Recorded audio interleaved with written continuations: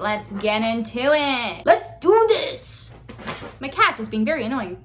Mikado says, parkour, Mom. I think I've seen this film before. Whoa, nope, we're not doing this. What's up? If you don't know me, my name is Paige Layle. I'm autistic, and I started making videos about autism and stuff, and now I just keep on doing her. If you're interested in knowing more about autism, more about myself, or more about living with autism, stick around, we have fun. You can also find more stuff on my TikTok at Paige Layle, and while you're at it, you can follow my Instagram with the same name. It's a vibe, you know? It's a vibe. Before we get into it, Paige, how's your mental state? You know, not necessarily Gucci. I've been posting some not typical happy dappy funny hot girl shit. Yep, Paige is not doing the best. I know that I'm not doing the best when I start referring to myself in the third person, but it's okay. But don't worry about it. It's okay. My mom has been living with me for a week, but sometimes I make her go home, but then sometimes my friends call her and make her come back. Basically what I'm saying is that I'm safe and I will continue to be safe. I'm, however, not happy, and that's undecided on what the future is gonna look like there. I'm just trying to depersonalize this right now because I have a job to do. I have people that need things from me and expect things.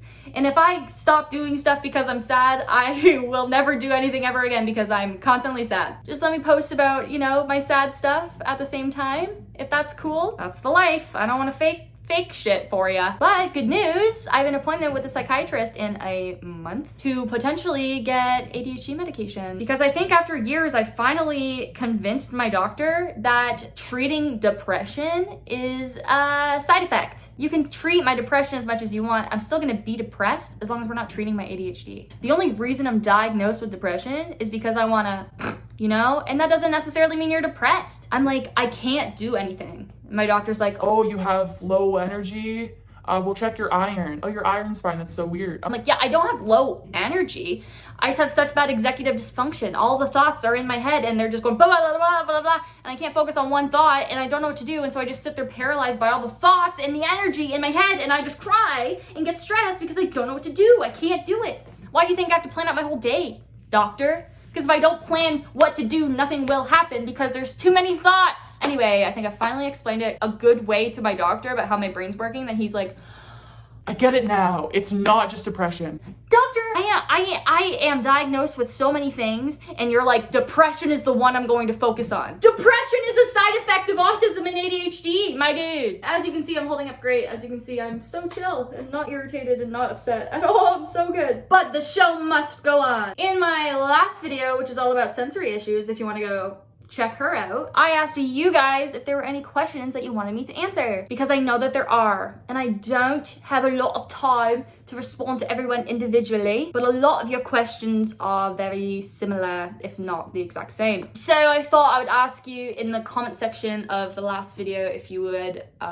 comment your questions so that I could answer them on this video. That accent lasted for way longer than I intended it to. So I'm gonna go and read some of these questions. Hopefully I answer yours. We will make another video at some point with more questions. But you know what time it is? Time to be sponsored! This video is brought to you in part by Function of Beauty. Thank you so much, Function of Beauty, for sponsoring today's video. Y'all ask me all the time how I got my hair this long and this healthy, which thank you very much. And the answer is I've been using Function of Beauty for a minute and they've finally sponsored me, and so now I'm gonna tell you about it. I'm very picky about what I put on and in my hair, especially when it comes to things like parabens and sulfates, making sure that they're vegan and that they're 100% cruelty free. But also it's hard to find a shampoo and conditioner that are made for my hair. My hair is like oily and dry, and it's also not super thin, but it's definitely not super thick. So what better than shampoo and conditioner that are designed specifically for you? You go into Function of Beauty and you take their hair quiz, and this will determine what needs you have in regards to what can your shampoo and conditioner do for you. What are you looking for? I have fine hair, but I have a lot of it. What I want out of my shampoo and conditioner is to manage my oily scalp, also nourish the rest of my hair. You can put your little name on it. You guys know I love my name on things. And I chose the color. Was it a surprise that Paige chose pink? Sorry, they didn't have any beige, so pink was what we settled with. And then when it comes to fragrance, I chose the Pear fragrance. I can go like an extra day without getting that good shampoo in there. And it feels stronger, you know? Like I feel like you could get a good tug on her and we're not gonna get that much breakage. And for my sensitive skin beauties out there, like like me, functional beauty products have been tested by dermatologists, so we know that they will not irritate our scalps. And they also abide by Europe's regulations, not the FDA's, which the FDA only bans 11 ingredients, but Europe bans 1,400. So we know that we're getting the extra good, safe stuff. So go try functional beauty out for yourself.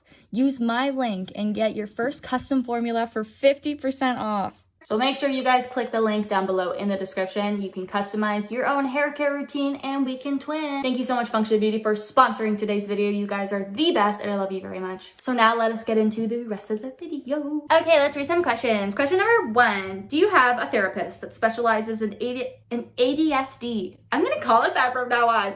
Specializes in ASD issues. And if so, in what ways have they been helpful? Unfortunately, I can only answer one part of this question because the answer is no. The answer is no. The answer is I've seen so many people and not one of them have ever been for autism ever because they're impossible to find. I live in a small town. Resources are very limited. I was diagnosed with autism when I was 15, but I didn't really start to like accept it and have it be a part of my life until I was 18, 19. And by that time, you're an adult, so no one cares at all if you're an autistic adult. Literally no one. Maybe like 2 people. But if you're gonna find any like autism stuff, it's all for children. I was in my therapist's office the other day and they have this big thing, it's like autism support group. And I was like, I wanna see, and I'm like, go up to the sign, and it's autism support group for caregivers of autistic people to sit in a group and talk about how hard their life is. And I was like, okay, what about me? What about me? So unfortunately, no. I know, I'm sorry about it. Another question. I realized I was autistic 4 months ago with your help. That's super cool. You and I are similar despite assumed gender differences. That said, I consider myself non-binary. I know you've talked about gender before, but I'd like you to talk about it again if you want. Absolutely. You know, it's interesting. The autistic community has more LGBTQ people in it than the atypical community. That begs the question, are autistic people more likely to be LGBTQ, or are autistic people more likely to be out and be LGBTQ? You know, hard to say. But I do see some neurotypicals that are out there and I'm like, in the closet, dude, in the closet, but not my place. I think that a big part of it is that it's a common thing. Autistic people are not very cool with vibing with like social rules. I personally don't get them. And if I don't get something, I have a very hard time following it. And so people are like, gender. And I'm like, that's a social construct, okay? And I do want to preface this by saying that if gender is something that's very important to you, I vibe with that for you. If you are like, I found a gender and this is my gender and I love this gender and that's me. Stunning. I want you to do all the gender. You can do the gender so hard if you want to. Me personally, over here as this human being right here, gender is a social construct and we do, you know, that is like the definition of gender. And so I have a hard time believing it, accepting it, because social constructs are constantly changing and evolving, and often they're based on stereotypes and placed by systems that want to oppress women, people of color, disabled people. I'm just uncomfy with that vibe. I'm just uncomfy with it personally. And I'm like, why would I follow that when like I don't get it? I don't feel it, you know? And some of the rules are just a little weird, a little wonky to me. I like rules, but those rules just don't vibe with me. So when it comes to gender, but what's your gender? No. My gender's no. My gender is no. If you want to refer to me with pronouns, which pronouns do not equate to gender, my pronouns are she, they. You could also just call me Paige, and that works too. I understand that most of the time I'm very feminine presenting, but again, femininity is also a social construct. I got long hair, I have a round face, you know, I'm AFAB if y'all super wanna know. They looked at me when I was a baby and they were like, woman, that's a woman. Sex is female, that's fine, I'm cool with that. I probably have XX chromosomes, I have not checked. No one has looked at my chromosomes, so I'm unsure about that one. However, I've also not had a period in 6 years, and that is not from just birth control, but I am on birth control, and I have been on and off and trying different ones throughout this time. Likely chance that I'm infertile. I know some of y'all care about that. Some of y'all are like, you're a woman if you can have babies or whatever. And I'm like, well, I think I'm like woman adjacent and I can't have babies. Probably not. I don't know. You know, I've never attempted to produce a child. Having a baby like vibe in there is just like not gender euphoria, you know? Gender to me is like a picnic, okay? And everyone's at the picnic and I am an ant that is just crawling on the blanket. So like I'm there and people can like notice me and they're like, that, but they're like also, what are you doing? And I'm like, I don't know. Can I have some? Can I have a crumb, please? I'm gonna go take it back to my friends. They're too scared to get on the blanket. My gender is like what a bow tie is. You know? Oh man, I love bow ties. Bow ties are the gender, you know? I just talked a lot about gender. Obviously, this is a topic that's very important to me. But yeah, that's the vibe. Thank you for asking about gender. I hope that was a cool conversation. Thanks for making this content. Thank you. Do you have any tips on reducing or coping with burnout?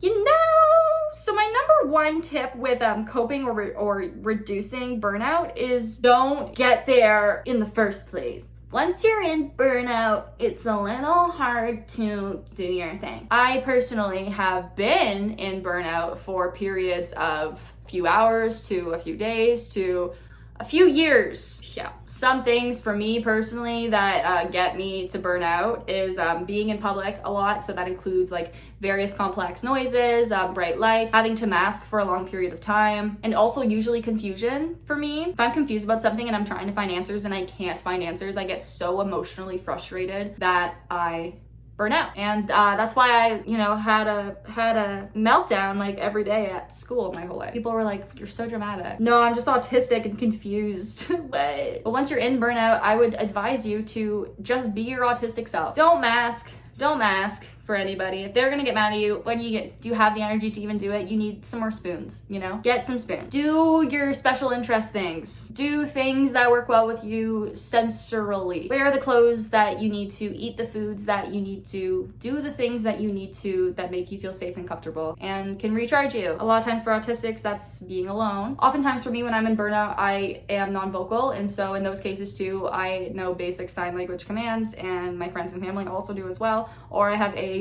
on my laptop or my iPad or my phone to communicate with people when I am unable to speak. Basically, allow yourself to be as autistic as possible, and it'll help you recharge faster. If your battery is like this, and then you have to use even more of it, it's not, and then you're just gonna go backwards. Next question: have you heard the term monotropic as it relates to autism? It's basically like a term for the biological importance of hyperfocus and special interests. Interesting. Monotropic. So trope, because trophy. Hold on, I want to look up pertaining to what's trope. You do this thing and you do it really well or whatever. Interesting. I've never heard of this. I don't know what trope means. I know that mono is like singular and an ick pertaining to a singular trope. Thought? Is trope thought? A tendency to focus attention on one thing at a time with difficulty shifting attention and processing multiple stimuli. Interesting. I will have to do more research on this to give a firm yay or nay. Right now, I think this is neat.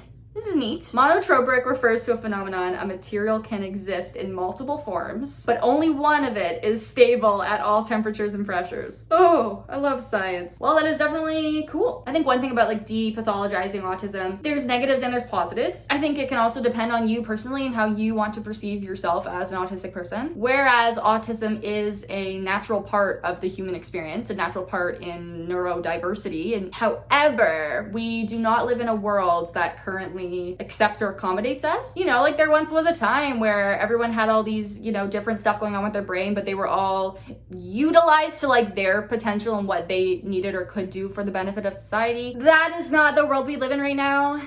Not in this world. I understand the point of calling it a disorder because I'm like, in this world, yeah, I'm not in the order of what you want me to. And it's a little tough because I'm like, I would like to be okay and be happy and somewhat of like an okay human, so it's hard. But like in some ways, can I assimilate myself to being okay with working in capitalism and living in this vibe? So that's a tough one, and I don't have a distinct answer on how I feel about it. I'm okay with either. I'm okay with referring to autism as, you know, a disorder or just as a not. I think it can also be both at the same time. My question is, what do you think is the most important thing I can do to support my wife as she learns more about herself? Lovely question. Get this all of the time. What can I do to support my autistic partner, my autistic kid? And of course, this is from my own experience, but I think the number one thing that anyone can do to support me specifically is learn about autism on your own time. Learn about me in a way where I don't have to spend the emotional, taxing energy telling you. There's a lot of resources out there. It's literally what I do for a living is make resources out there. And there's not just me.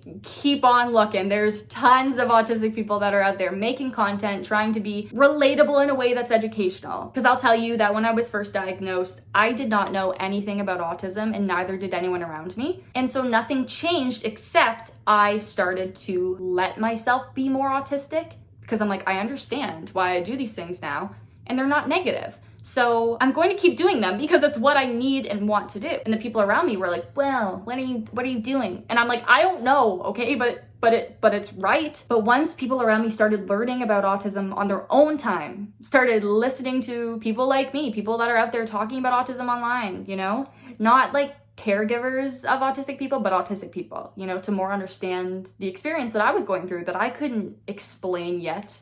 Not everyone could even explain a lot of the things still, but they became so much more understanding, compassionate. They knew more things that they could do to help me. Because I think that when you are diagnosed with autism, especially if you weren't suspecting that you were autistic, you don't know what you need. You don't know what's gonna help you. You are just figuring it out as well. So I think that educating yourself, I love knowledge, and my thing is always like, educate yourself, learn more. I love learning. I'm also a Virgo moon and I'm autistic. So knowledge is very important to me. When I was first diagnosed, I was not in love with people being like, what do I do?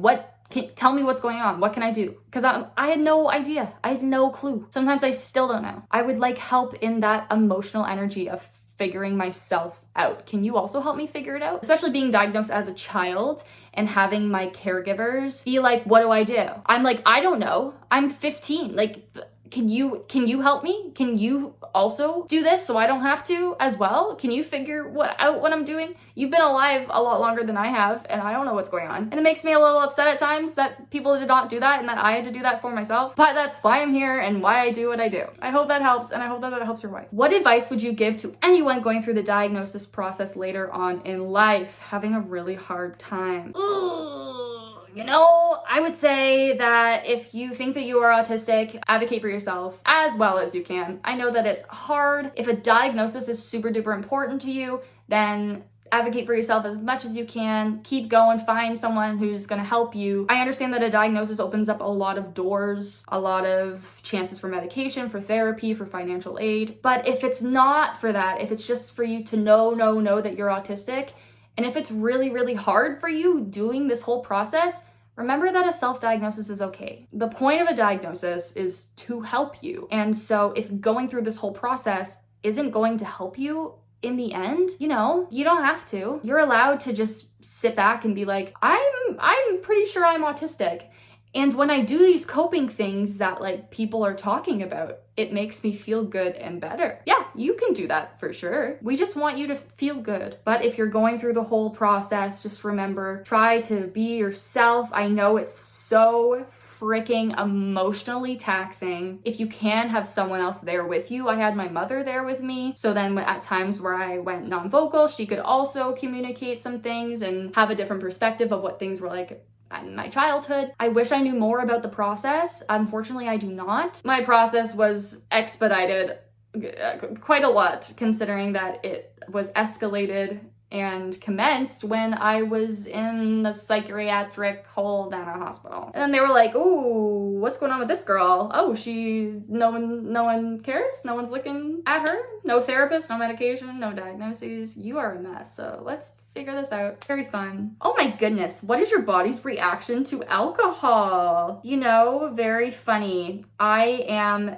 such a lightweight. And one thing that I found is my body gets so intoxicated with fermented sugars. Things that aren't specifically like, this is a vodka cooler, this is a tequila, whatever. Like, yes, cool. Fermented sugar, I don't know what it is, but like a White Claw, y'all know White Claw? Before anyone goes off at me, the drinking age in Canada is 19, I'm 21. I'll have one White Claw, and I am drunk. Fermented sugar, baby. If I'm having like mixed drinks with like vodka or whiskey, whatever, I gotta have like 4 of them to get there. But fermented sugar, I don't know what it is, it gets me. And my body always hates it the next day. Always. No matter how much or how little I drink. If I drink more, it hates me more as well. But I get very drunk very fast. Except if it's not fermented bacteria things, then it takes me a few and then it hits me like a freaking truck. I also don't have an experience drinking alcohol prior to being on medication. I think my first time drinking alcohol,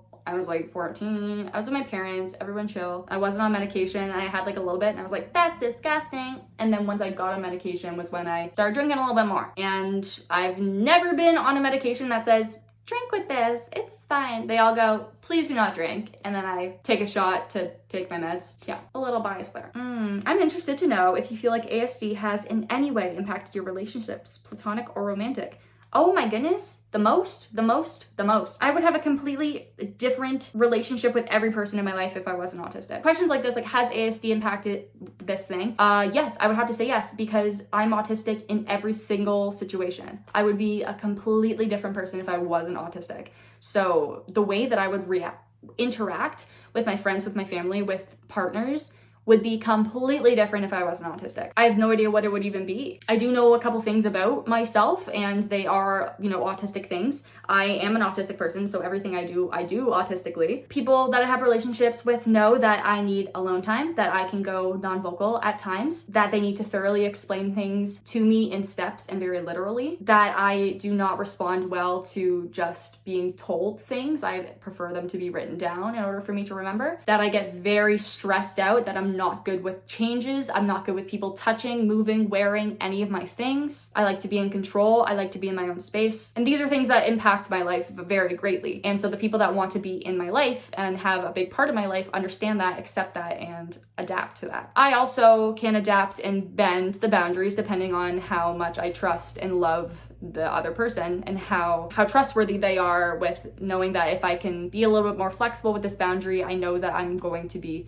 safe and comforted and happy still with this person. A lot of it is just about communication, telling each other how you feel. I'm a very big communicator. I'm a Cancer rising and a Virgo moon, so my emotions are very analytical. When I was younger, I definitely had more of a problem with getting people to be close to me, but I think that's also because I did not have any boundaries and I just adapted myself to fit the situation so that they would like me. Now I'm 21, I'm old, I don't go to school or anything, and I like to think, do I even like them? And a lot of the times I don't. A lot of the times I don't like a lot of people, because a lot of people are just very stupid, I'm sorry, don't have any boundaries or aren't good with boundaries, don't respect boundaries, and I'm like, why? Or we're just on not on the same vibe, not on the same vibe, and that's fine. Yeah, so that's my thing. All right, do you have any suggestions for how someone can best accommodate someone's sensory needs who is non-vocal or limited vocally? I think that if anyone is non-vocal in any way, if you are their caregiver, you need to provide them with AAC. It is the most, and I'm sorry, I'm not trying to get angry at this person that's commenting,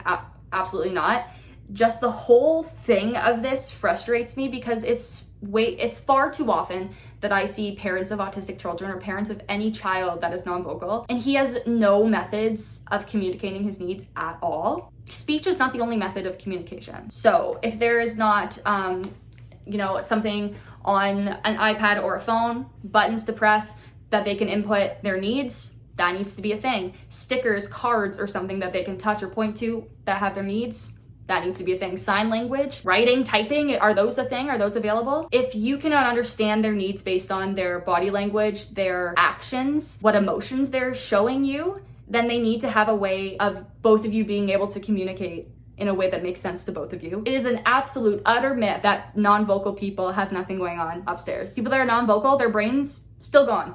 They're still gone. Brain and body having a little bit of a disconnect. And from talking with non-vocal people, it's frustrating as hell. Trying to get across, like, I need this, and people just don't understand. Please give your non-vocal child some form of communication, because they need to communicate. People need communication.